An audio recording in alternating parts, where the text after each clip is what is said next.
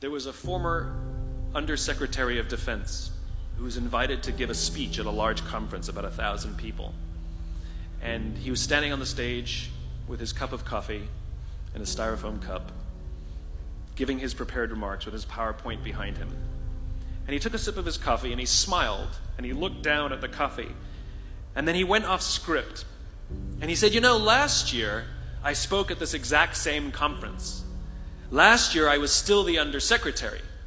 And when I spoke here last year, they flew me here business class. And when I arrived at the airport, there was somebody waiting for me to take me to my hotel. And they took me to my hotel and they had already checked me in and they just took me up to my room.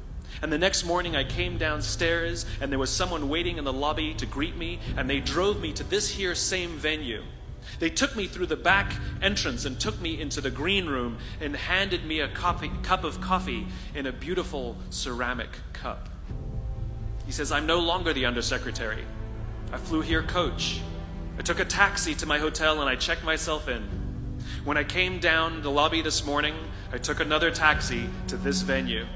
I came in the front door and found my way backstage, and when I asked someone, do you have any coffee? He pointed to the coffee machine in the corner, and I poured myself a cup of coffee into this here styrofoam cup.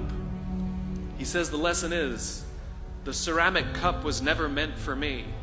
It was meant for the position I held. I deserve a styrofoam cup. Remember this. As you gain fame, as you gain fortune, as you gain position and seniority, people will treat you better. They will hold doors open for you. They will get you a cup of tea and coffee without you even asking. They will call you sir and ma'am, and they will give you stuff. None of that stuff is meant for you. That stuff is meant for the position you hold. It is meant for the level that you have achieved of leader or success or whatever you want to call it. But you will always deserve a styrofoam cup. Remember that. Remember that lesson of humility and gratitude. You can accept all the free stuff. You can accept all the perks. Absolutely, you can enjoy them. But just be grateful for them and know that they're not for you. I remember getting off the Acela. I took the Acela from New York to Washington, D.C. And I got off the train like everybody else. And I was walking down the platform like everyone else.